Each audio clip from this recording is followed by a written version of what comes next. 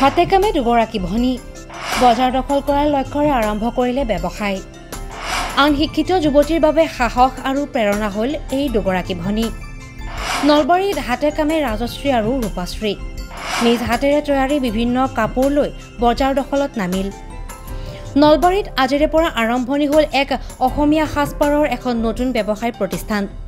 নলবাৰীৰ বৰকুৰাত দুই ভনীক্ৰমে ৰাজশ্ৰী আৰু ৰূপাশ্ৰীৰ প্ৰচেষ্টাত আৰম্ভ হ'ল ৰিহা নামৰ এখন নতুন ব্যৱসায় প্ৰতিষ্ঠান।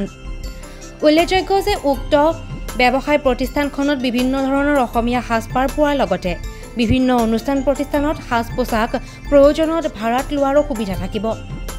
আজি আনুষ্ঠানিকভাৱে বিশিষ্ট অভিনেত্ৰী মেঘৰঞ্জনী ভূঞাই শুভ উদ্বোধন কৰে ৰিহা নামৰ এই বিপণীখন। উল্লেখযোগ্য যে এই অসমীয়া সাজপাৰসমূহ অনলাইনৰ জৰিয়তেও ক্ৰয় কৰিব পাৰিব গ্ৰাহকসকলে।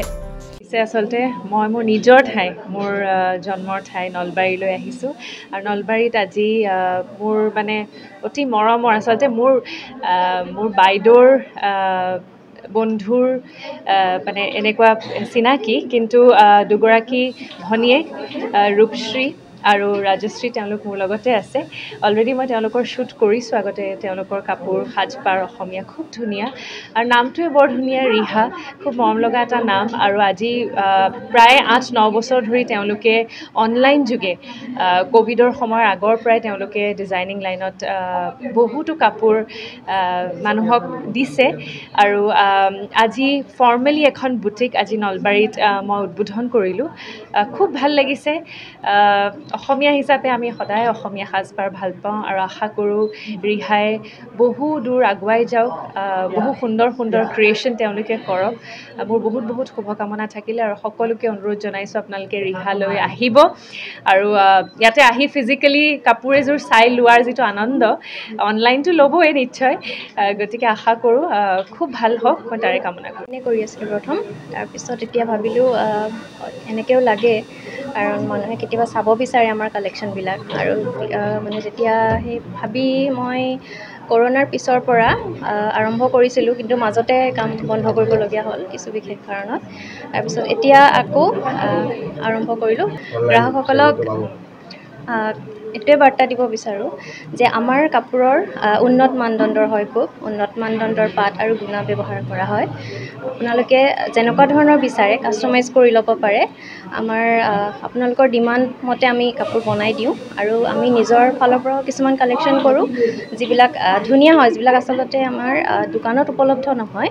গতিকে আপোনালোকে আহিব পাৰে, চাব পাৰে আমাৰ কালেকশ্যনবিলাক। আৰু আমি বৰ্তমান জুৱেলাৰী, অসমীয়া গহনাও আমাৰ ইয়াতে এড কৰিছোঁ।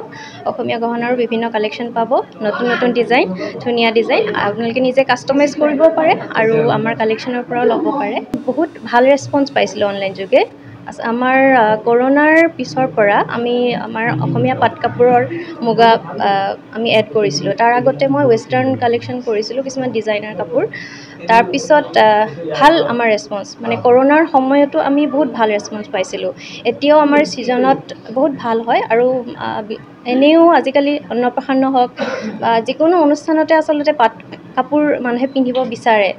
আৰু আমি পাট কাপোৰৰ লগতে কিছুমান আজিকালি কটন, কেঁচা পাট বা নুনি কটন, এনেকুৱা ধৰণৰ কিছুমান কাপোৰ যিবিলাক আমাৰ হেণ্ডলুম, মানে আমাৰ অসমীয়া শিপিনীয়ে বয়, সেই কাপোৰবিলাক আমি ৰাখিবলৈ চেষ্টা কৰিছোঁ। বহুত ডিমাণ্ড আছে আজিকালি সেইবিলাক কাপোৰৰ আচলতে। গতিকে গ্ৰাহকক অনুৰোধ জনাইছোঁ, আহিব, চাব এবাৰ। আপুনি আমাৰ অনলাইন পেজো আছে, ৰিহা বাই ৰূপশ্ৰী এণ্ড ৰাজশ্ৰী। আৰু আমাৰ যিখিনি পাট কাপোৰ সেইখিনি ৰিহা দি এথনিক ৱাৰ্ড্ৰব বুলি এটা পেজ আছে।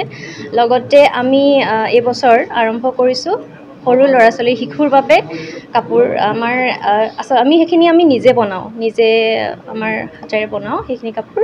সেইবিলাকো চাব পাৰিব শিশুৰ বাবে আপোনালোকে। আৰু এটা আমাৰ ভাল অপশ্যন কি, আমাৰ প্ৰতিটো বস্তুতে কাষ্টমাইজ হয়, মানে গ্ৰাহকৰ নিজৰ পচন্দ অনুসৰি তেওঁলোকে কাষ্টমাইজ কৰি ল'ব পাৰে।